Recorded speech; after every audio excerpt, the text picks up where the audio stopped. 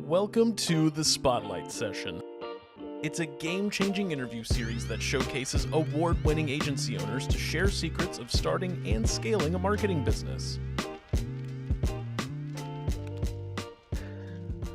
Hello, everyone. Welcome to our podcast here at HighLevel. We call them the Spotlight Sessions. Today, I have a very special guest, and if you are watching this session anywhere on any of our social platforms, I want you to lean in. You're going to learn a lot of cool things from a previous Kajabi power user and essentially a big agency that she ran. And she came over to HighLevel not too long ago. I want to say a couple of years now. Jodee Peevor has done a lot of cool things. But today, with the session in mind, we are going to title this podcast Beyond the Opt in, the quiz, the click, and the real funnel flick. So, we'll talk about three different things to kind of help you understand some possibilities with HighLevel. But before I go any further, let me read out the bio I have and all the notes I have for Jodee. Jodee founded her full service marketing agency back in 2005 and has grown from strength to strength by developing the perfect upscaling and downscaling methodology called Architect Your Joy, which she is sharing at this year's Ultimate SaaS Summit, originally known as Joomla Jodee, running Joomla Day UK for many years. Jodee later became a Kajabi founder 8 years ago and provided limitless tech support for free to their user group, stumbling across HighLevel in 2023, September-ish, marked a beautiful pivoting point for the entire business. She signed up as a SaaS pro, and the rest is history. Jodee, thanks for saying yes. Oh my gosh, just really pleased to be here. And it was lovely to see you at the SaaS Summit the other week in London. So good. It was a great time. Jodee, what's your story? I know I read out a big old bio and notes and everything, but what's your story in digital marketing for those that don't know you just yet? I know a little bit about your story, and even I'm curious of like the steps that you took, the journey that you took. So before we go into the podcast content, Yeah. tell us your full story. I think I can really sum it up back in 2013 when digital marketing really hit the scene. And it was the big, like AI is now, it was the big thing. Oh my gosh, digital marketing. It wasn't just marketing anymore. It was for online businesses. And online businesses in 2012, 2013 really took off. It was when we first started talking about opt-ins and lead magnets and all of these kind of things. Ryan Dice came on the scene with his digital marketer labs. And it all there was a big pivot in about 2012, 2013. But I realized that the way that I marketed was a little bit different to the other people out there, the American guru marketing sort of buy it in the next 20 seconds or I'm going to kill your grandmother and bury her under the patio. You know, that was kind of the vibe for a good 6 or 7 years. And I was like, oh no, I can't do it. And if I can't do it, there's probably other clients out there who don't want to do it either. So I kind of stood separately to all of that. And I think as a result, over the last 15, 20 years, I've really niched a beautiful way of selling, a beautiful way of digitally building relationships so that you can grow your online business and create a framework that just lasts for years and years. When I built out my funnel, it was back in 2015. And you know what? I haven't touched it since. And that's 10 years. Most people would tell you that they have rebuilt their funnels every 2 years and, taken it all back to basics and started again. Mine just freaking works. And I think because it's about relationship building and it's because it's doing it digitally, but not transactionally, it just works. And I want to share it with everybody. I love that. So help us understand the business model a little bit. What kind of marketing agencies have you built? Like what is it today in essentially, I would say SaaS or SWAS, agency with services, right? So help us understand the business model a little bit. So when I first started out in 2005, I was solopreneur, PR, all of that kind of stuff, looking after websites, building from scratch. Oh God, in the days when you had to code your own blooming pages, hell. Then I grew a team, beautiful team, over the next say 10 years, and there was about 4 or 5 of us. And then COVID hit 2019. Jesus, tonight I ended up with 14 people in my team for the next 3.5 years. And that really changes your agency. When you go from 5, which is a lovely dynamic, to 14, suddenly there's a lot more staff organizing, staff dynamic, etc., etc. And that's where the Architect Your Joy framework came out, which I spoke about at the SaaSpreneur Summit in London, is helping your team work and live in their joy. It's not just about the work they do for you, the tasks they do for you, and the day-to-day work with you. It's about what they're doing in their life outside of work that you can help them achieve. Like if somebody wants to travel the world, if somebody wants to train to be a midwife, if somebody wants to look after lemon sharks in the Seychelles, you're helping their working and their life and helping them follow their joy in both places. And I ended up with a team that was just with me for years and years and years. They don't need to go anywhere else, because I was making sure they were truly fulfilled in all areas, which is what I've called my Architect Your Joy framework. And it's, really proud of that. I love that. So, what's your journey to HighLevel? I know you were part of a lot of other platforms. A lot of other platforms. So I've as platforms have come along, I've kind of gone, and chosen my route. So started with Joomla, WordPress, yuck. Never did Squarespace and Wix, left those well alone. Then I found Kajabi in 2015. I was Kajabi ambassador for 9 years. And in 2023, I found HighLevel in September. And I thought, oh my gosh, this is the universe giving me the answer. Because I was pretty fed up and done with the whole full service marketing agency model, because it's exhausting. I said I had 14 people on my team, loads of clients that you're working with all the time, lots of parts of the project that need to be, we were in ClickUp every second of every day, because you can't not do that. And I remember saying tail end of 2022, I want to get out of this full service marketing agency. I want to do something differently using my skills and my experience. HighLevel came along and I just thought, oh my God, this is exactly what I want to do. I bought the full agency SaaS Pro model, $497, within 4 hours of finding HighLevel. I just went, yes, I'm all in. And now I've got a beautiful mastermind I run every week for all of my sub-account holders. I help them with all of their tech support issues, which is beautiful. So they get me and my team just, chatting away on WhatsApp or direct on Zoom. And I'm more consulting, if you like. I'm showing them how to do it. I'm leading them instead of doing it. And so when I get off a call, I don't have a massive to-do list of loads of stuff that I need to do for clients, because they're all doing it. They've got their own, not agency as in marketing agency, they've got their own agency, their own autonomy, so that they're building out stuff. They get to learn and love HighLevel, because it is a hugely gorgeous platform, but some people get overwhelmed with how much it can do. So I keep them on the side of the fence, Paulson, where you're excited and inspired, rather than the other side of the fence where you're a bit overwhelmed. So it's September 23 to today, nearly 2 years of incredible joy, just being able to give all of my knowledge without having to be full service anymore. It's wonderful. Love it. Thank you, HighLevel. I love it. I'm gonna sidestep here for a quick second, just so it's in my mind.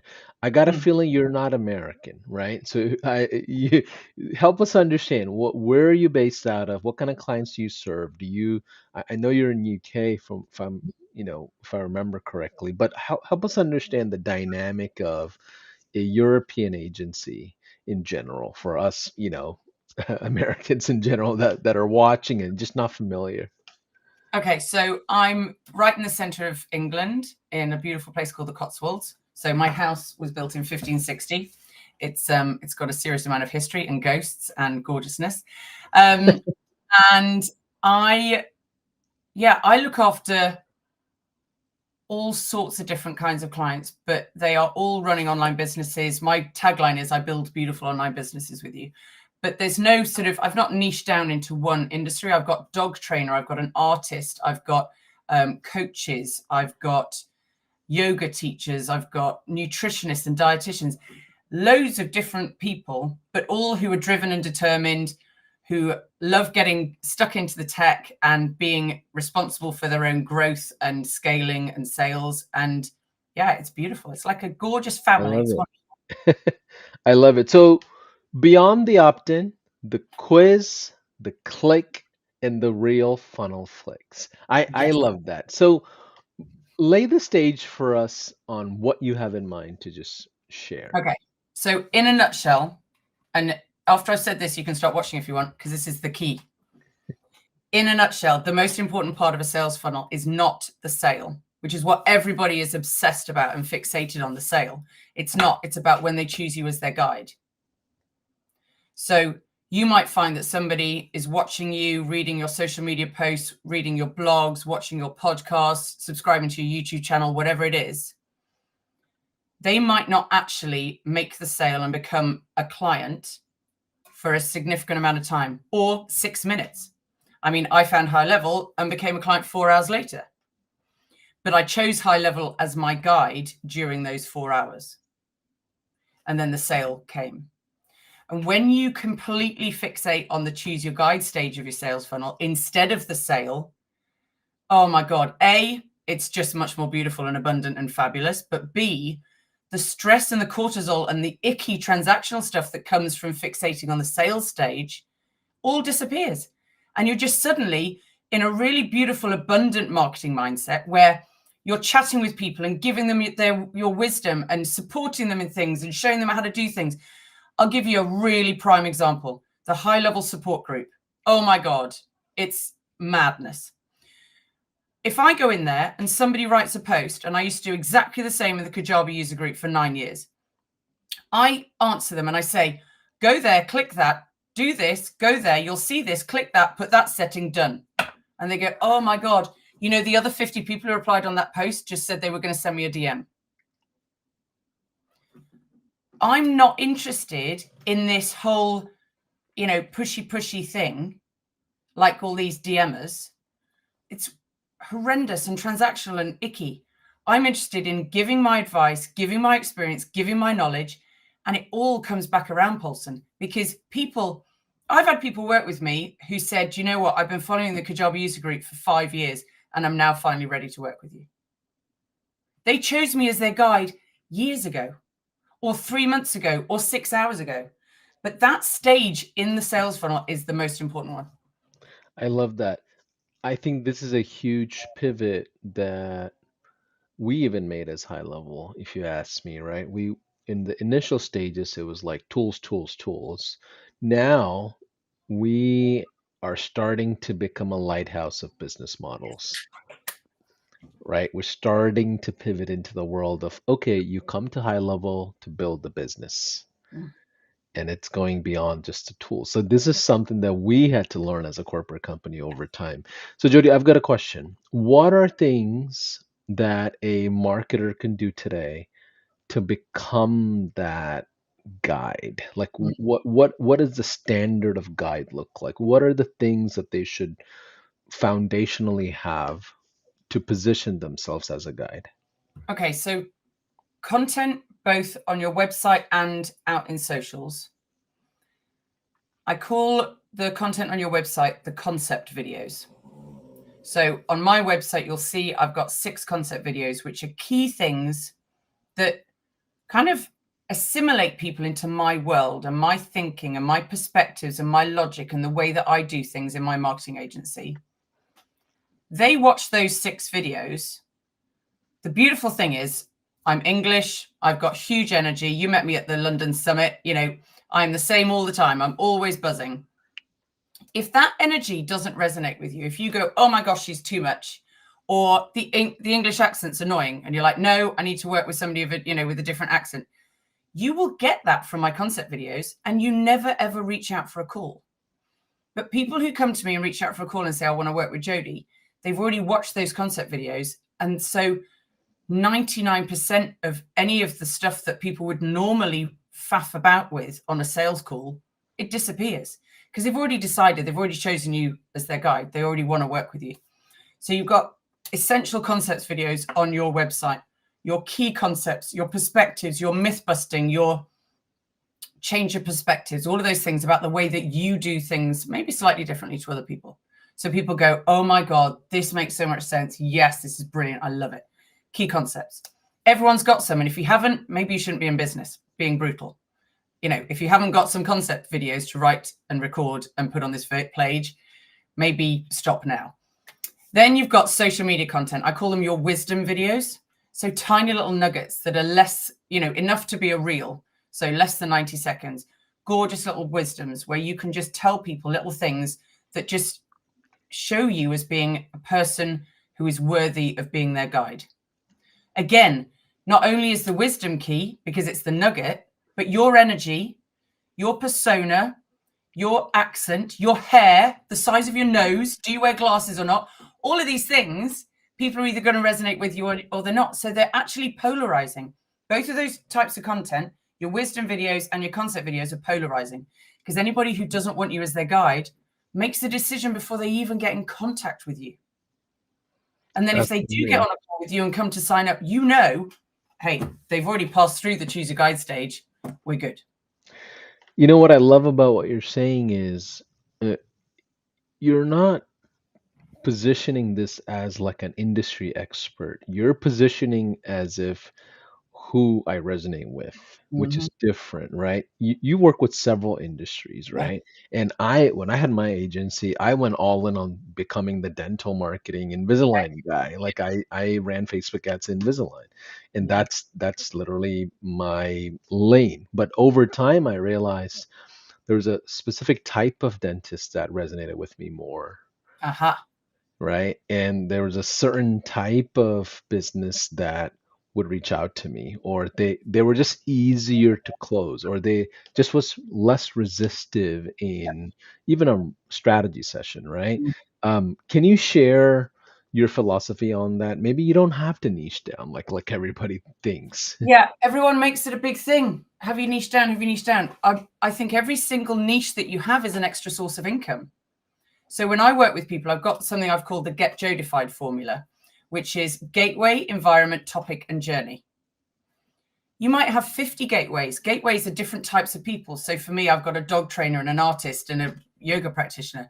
Those are 3 gateways. Every single time you want to grow your business, you don't have to grow vertically. You can grow horizontally by just adding another gateway, selling the same content that supports people, but messaging it differently in the funnels. And that's a whole new source of income. Imagine going back into COVID, you weren't robust and resilient if you niched down. Imagine if your niche was hospitality, your entire company would just boom, completely like. Whereas if you had 6 gateways and one of them was hospitality, yes, you lost that chunk, but you were robust and resilient because you had others.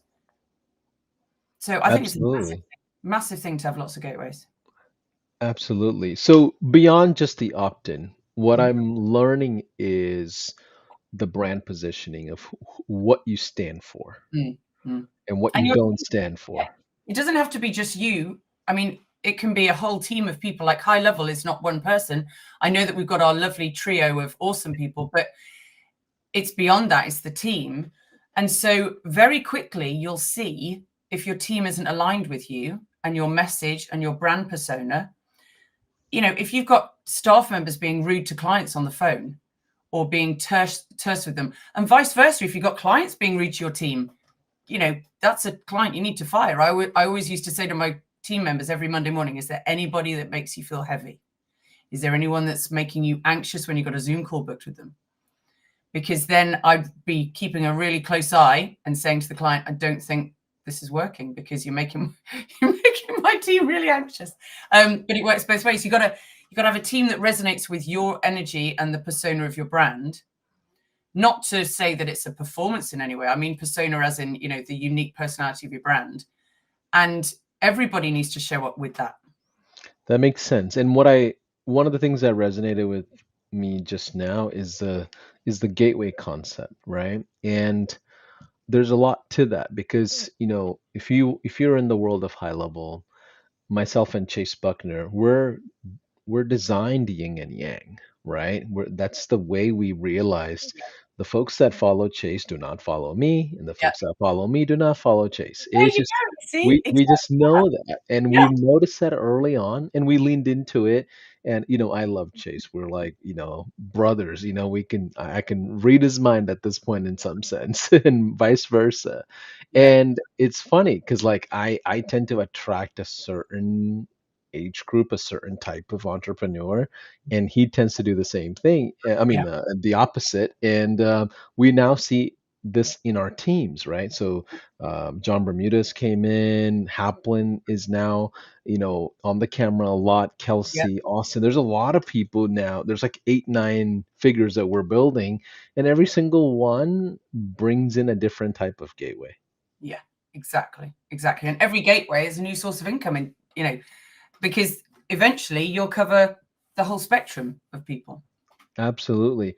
And it doesn't have to be a persona or a person. It could be a certain layer of industry or Mhm. certain price point or a Mhm. certain genre or Mhm. certain, like some industries, for example, work well on LinkedIn and some do Yeah. better on TikTok. Like, so you can Exactly. have different types of gateways. Yeah. So if you're starting out, Jody, which gateway should I prioritize? I think the key thing is the one that brings you joy. My Architect Your Joy framework. I have a 4-step question that I ask. So, can I do it? Do I want to? Does it bring me joy? But also, am I any good at it? Because if you love something and it brings you joy, but you're really bad at it, you need to go away and do some training, right? You need to get good at it. And if there's stuff that you don't love and doesn't bring you joy, but you're really good at it, you need to train somebody else who loves it but isn't very good at it. And that's what I was talking about on the stage at the London SaaSpreneur event is, it shows you how to build a team and it shows you who to work with. Because if you say, oh, I'm working with Visalign, but they really drive me nuts and they're really annoying and they're not driven and determined, they're in victim mentality or whatever, you need to stop working with that gateway. Find gateways that fill you with joy so that when your Zoom meeting comes in, you don't go, oh God, I'm working with that dentist. Oh no, how awful. That's not going to light up your day. It's not going to make you bounce out of bed on a Monday morning or any morning. So aligning who you work with and what industries you work with your joy is the quickest way to polarize and just choose the best gateways. I love it. So let's talk about the second pillar, the quiz Yes. and the click. Okay. So the quiz is all about helping your clients when they choose you as their guide and they come into your website environment. It's all about helping them self-identify where they are in their journey. So if we just reference back the Get Jodified method, which was gateway, environment, topic, journey. So journey, I believe there are 10 stages to every single industry. There's from complete lack of self-awareness that they've even got a problem at 0, all the way up to stage 9, where they're game changers in the world and they're on the world stage making huge change in that industry. Okay. And all those steps from 0 to 9, you need to know where people are on that journey so that you can meet them where they are. I've been building websites since 2005. Websites have changed a lot. And I think we all have to realize that the biggest change is not how pretty they are or how sexy the functionality is or what code you've got. It's about the change, I think, from come into my website and let me tell you what I do to now, and certainly what I've been doing over the last 10 years. Hi, tell me where you are in your journey and let me meet you there and tell you how we can support you. It's completely different. One is about them and the other one is about you. Yeah. And if you do it my way, it's about where they are and supporting them where they are and meeting them where they are. Yeah, I'm with you. I haven't been doing this as long as you have. I started maybe 2014, Mhm. I want to say. But one thing I notice is the sales structures have changed. The sales behaviors have changed. The marketing consumption behavior has changed, right? So like now, people just want you to text them at best. They don't want phone calls. Like it's just not normal. If a friend or a family member calls me, I feel like something's wrong Something's versus wrong. them texting me. Yeah, something's wrong. Who's in hospital? What's happened? Yeah. It's urgent. A phone call is urgent. So it almost is invasive, right? So 1000% maybe the designs, the architecture of a website hasn't changed, or architecture of a marketing, asset hasn't changed, but definitely the psychology has shifted, especially with AI now. Is that what you're noticing across your clients as well? Massively, massively. And I think if you can build in, however you build it, doesn't have to be a quiz. Don't get me wrong. It can be a couple of buttons on your homepage. But if you're saying to people, where are you in your journey? And then you direct them to the next step for them. So I've just said to you, there are 10 steps in the journey from 0 to 9.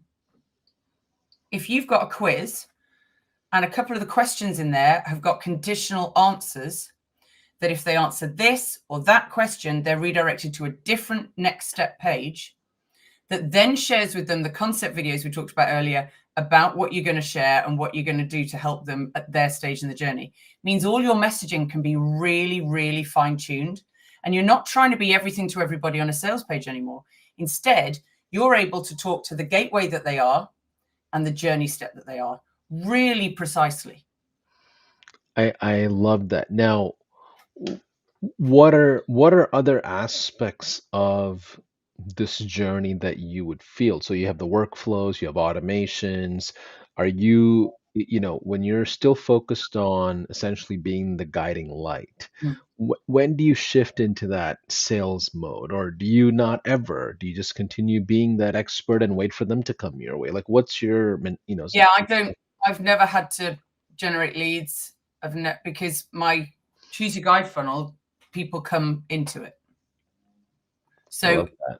I said before that it really removes all of the cortisol of the transaction of the sales piece.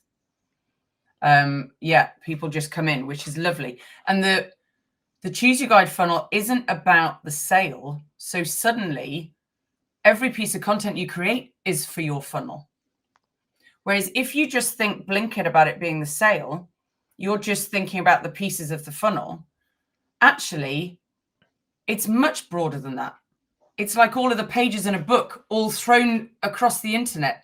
It's all your YouTube channels, it's your books, it's your podcasts, it's your concept videos, it's your social media organic videos, it's your ads, it's your Instagram, it's your TikTok, it's your conversation with someone at networking lunch, it's your cocktail party, aperitif chat, it's networking at the SaaSpreneur event. All of those things, every single one is part of your funnel. Every single one. Because at the event in London, I will have met a gazillion people who thought I was flipping awesome. And I'll have met a gazillion people who thought, she's got too much energy. She's far too positive and enthusiastic for me. See, the Choose Your Guide funnel is happening all the time whenever you have interaction with anybody, whether it's a video you've recorded or content you've created or it's live. So it makes your funnel it's like a huge web now. It's this massive overarching funnel instead of the old kind of DM Labs, Tripwire, core offer, profit optimizer. It's not linear anymore. It's this huge, massive, gorgeous web that extends to all content you've ever created. People will watch videos I created 10 years ago, and it's part of my Choose Your Guide funnel. I love that.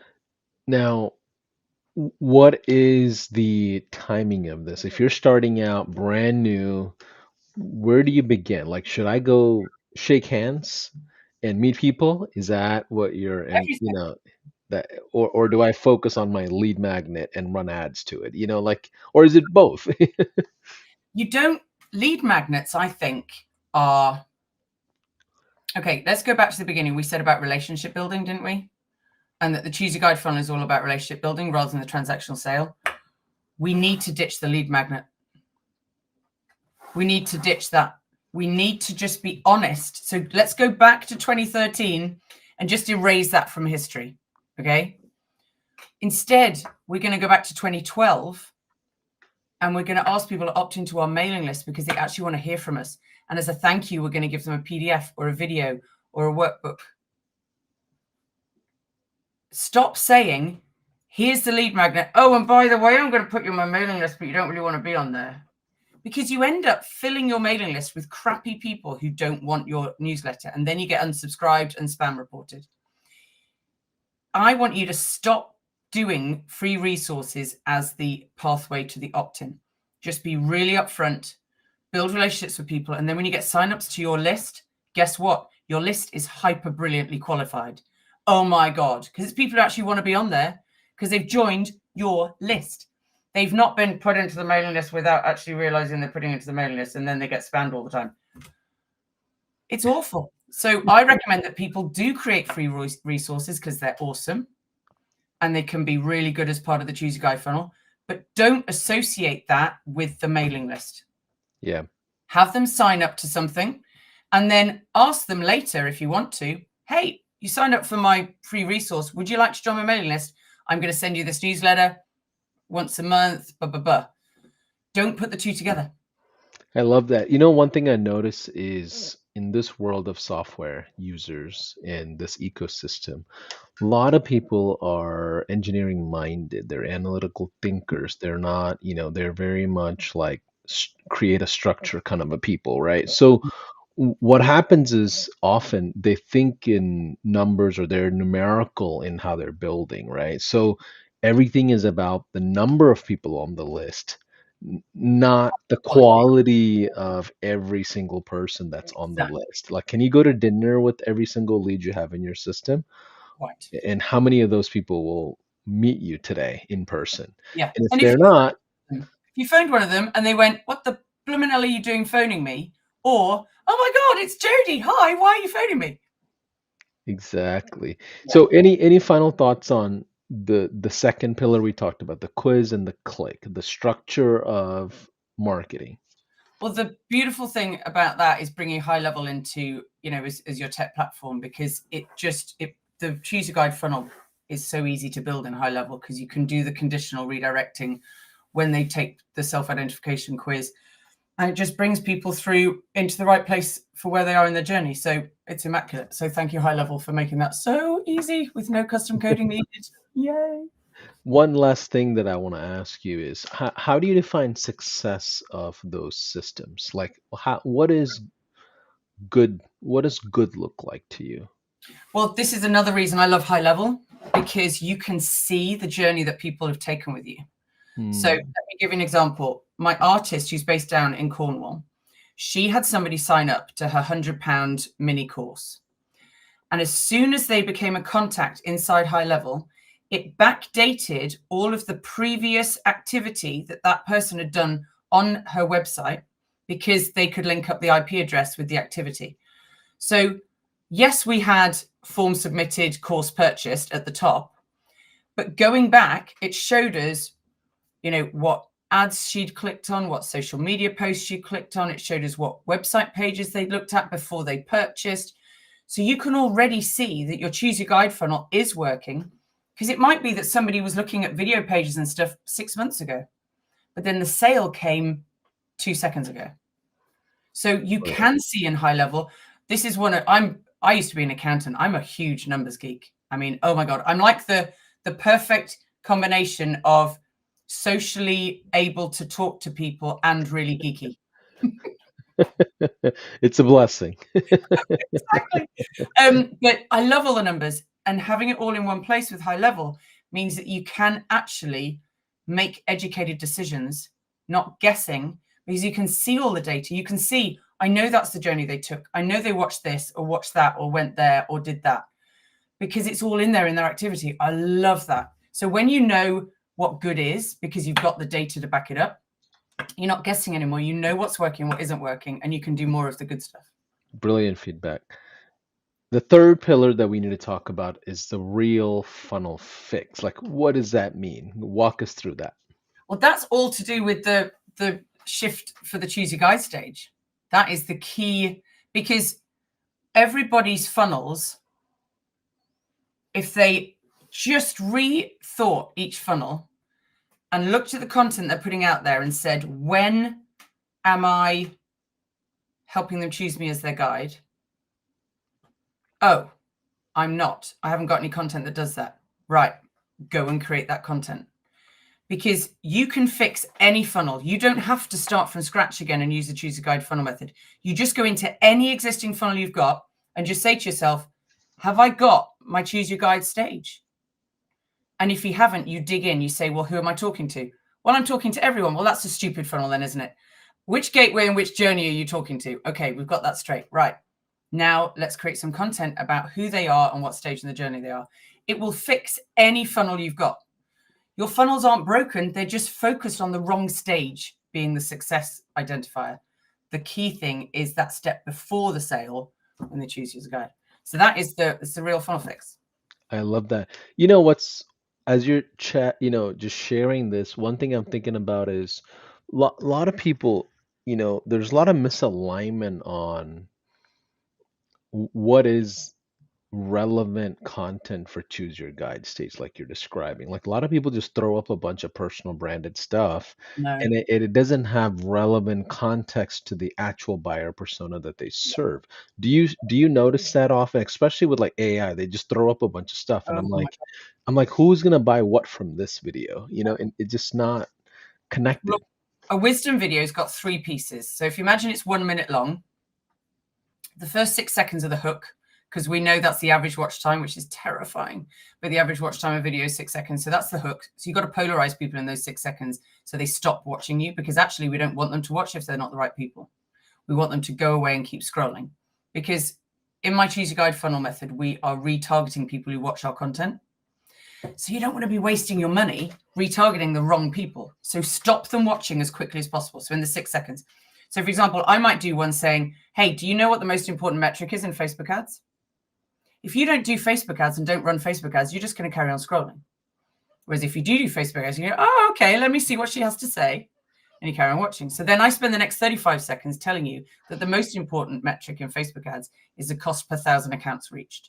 The reason that's the most important one is because you can compare all of your different conversion stats and metrics in Facebook to that cost per 1,000 accounts reached. And then you know how much money you need to spend in order to scale your ad campaign. People are going, oh my God, she's a freaking genius. This is brilliant. I've been concerned with cost per click and blah, blah, blah, blah, blah. Actually, I need to look at a different metric as the important one. So then the last 20 seconds is the application. This is key. So many people spout stuff on social media in whatever platform they've chosen, but they don't tell people how to apply it. No amount of learning is ever successful if you don't then take that learning and apply it. So the last 20 seconds, I say, right, this is the application piece of the formula. You need to say what they should do with the wisdom you've just given them, the teaching you've just given them. So with my example, I would say, right, I want you to go and look at the latest campaign you ran. I want you to go into the columns breakdown and add that column where you can customize the columns that show, add the cost per 1,000 accounts reached. And I want you to compare that against the cost per click and the cost per sale and the cost per lead, or all of the other metrics you will look at before, because you'll then be able to see which campaign was actually successful. Because if you know that it was 100 links clicked for every 1,000 accounts reached, that is a successful ad. Whereas you might think, oh, it's CPC.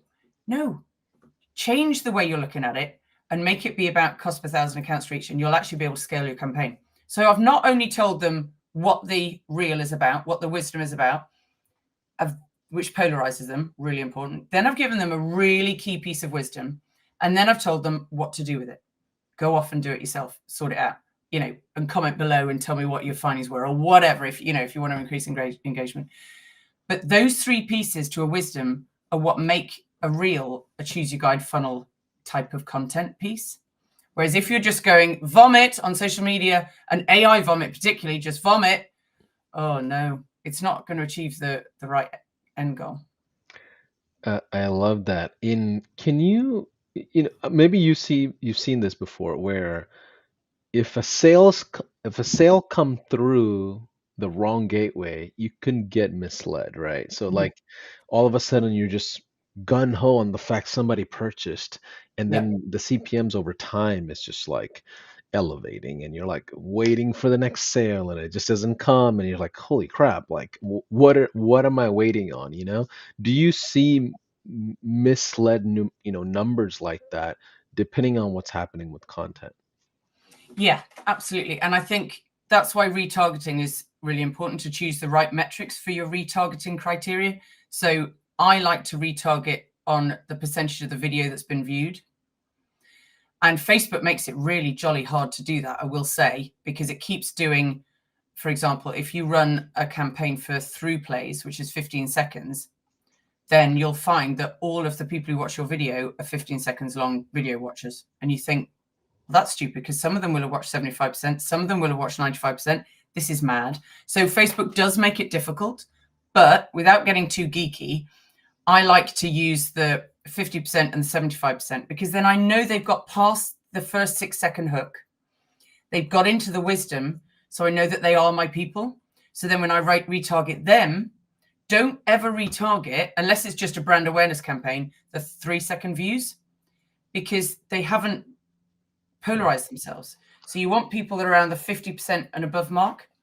And that's the best way to kind of get rid of the chuff. I love that. So if you can summarize all three pillars, so for those that are just maybe watching halfway through this podcast, like help us just navigate through as we kind of close out. Okay, so the Choose Your Guide funnel method is all about changing your perspective of the most important conversion step of your funnel. It's not the sale, it's when they choose you as their guide. And all of the content that you create should be around helping them choose you as their guide, and then showing them what the next step is for them, depending on their journey. So we create beautiful quizzes inside HighLevel so that they can come in, say, oh, this is me, by answering the questions, and then they get redirected to the next step. You've then got the most perfect funnel that literally runs on automation. I mean, it's just set it and forget it. You don't even need to. I've got stuff, as I said at the beginning of the call, I've got content I created 10 years ago. You go, oh my God, Jodee, you could produce that better. Yes, I could. But do you know what? I don't care. In fact, I find it hilarious, because I'll show my clients and go, look at my really shit videos from 10 years ago. And they laugh, because it stops them worrying about the perfectionist thing. Because if we get too hung up on hyper production, we don't do anything, do we? But if you are creating that lovely content and you set it up there and it says everything that it needs to do, you genuinely have to do the build once and it runs. And whenever you want a new source of income, you just choose a new gateway, a new stage of the journey, and build it out again for that content. So you are really building a business that can scale, and you're building a business that isn't going to fill your calendar with loads of calls for people that aren't actually going to buy. You know, all my prices are on my website, all my concept videos, all of my content is out there. So everybody has done all of the important conversion bits before they even get on a call with me. So there's no conversation really to be had. I love that. If I had to put into 3 words everything I've learned from you today, I would say less is more. 100%. Less is more. And a lot of us think of it from a sales standpoint, but as a marketer, you have to put on the hat of education. Yeah. So, help us understand how to build that guide, and speak to those that are just brand new starting yet. They don't have a ton of content. They don't know what their offers are yet. They don't know if they should pick an industry yet. Like, speak to those brand new entrepreneurs, if you don't mind, to close us out.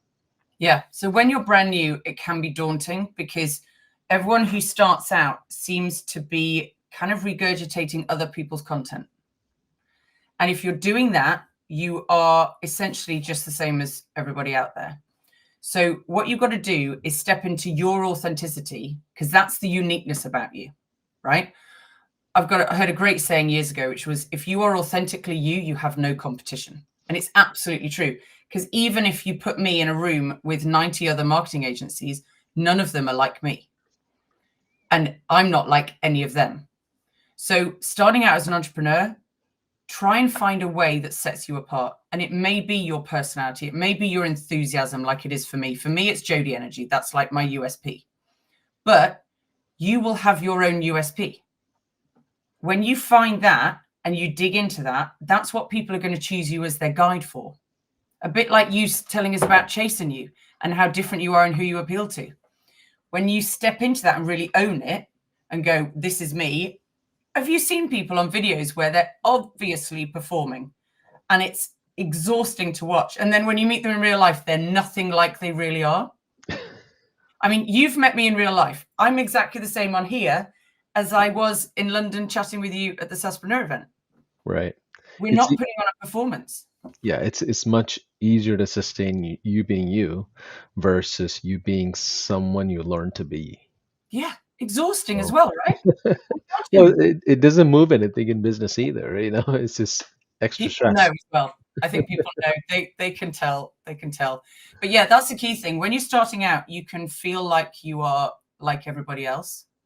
And I promise you're not, because everybody is unique. You just got to find your thing that sets you apart. It might be that you do something slightly differently to other, like me with like no lead magnets, please. You need to find the thing that's slightly different to other people and really dig into that and share that and talk about that. And then build content around what people ask you for. Because reactionary content is so much better and more satisfying to create than proactive content, because you actually know people want it. I love that. So, Jodee, close us out. Final thoughts um, for this podcast in general. A couple of big takeaways for me is less is more. Stand for something that you yourself can sustain, and then also you're not in a rush. You're not in a hurry to figure everything out tomorrow. Like there's a building a business takes time. Building a team takes time. Building a certain voice in the market takes time. Exactly. And being true to you and what you believe in and your core values means that when you stand up and talk, or you're having a conversation with somebody, or you're writing an email, or you're writing a sales page, it will all be really authentic. It's not going to be, oh God, who am I being today when I write this email? Or who am I being today when I stand on stage? Your brand persona will be through everything, because you're being authentically you, not putting a performance on. I think it must be an exhausting way to do it. But HighLevel enables me to build all of this out and set it and forget it. Awesome. I love it. So, with that in mind, we're going to go ahead and stop here. Thanks for watching, everyone. For those of you that want more information, please comment, reach out to Jodee. A lot of cool things happening. We have events coming up, we have conferences, we have masterminds, we have virtual events. Jodee, can you share your experience at one of our live in person events? Like, Yes. I forgot to even ask you about that. Yeah, the SaaSpreneur event was amazing. Just 3 days of fabulousness in London last month, and just getting so many fabulous people together in the room. My takeaway was, and lots of people said the same thing, which was gorgeous to see, was everyone in HighLevel is just decent, good fun, decent people. There weren't jerks in there. There weren't narcissists and, egomaniacs. It just a room full of gorgeous people, all helping each other, all getting excited, all getting geeked out. I got very excited at Chase's statements about what's coming for HighLevel later this year, because I'm like, yes, I was the biggest whooper in the room. But yeah, genuinely, HighLevel community, incredible to have all those people together in one place, and just really decent people. Yeah, and I was telling Chase the other day, I feel like we're starting to rebuild the culture of digital marketing. And that is a very responsible thing to do, and it will take some time. But either way, join us in live events in person. We have some big conferences coming up in Dallas. So either way, Jodee, thanks for saying yes. Bye for now. Thank you so much.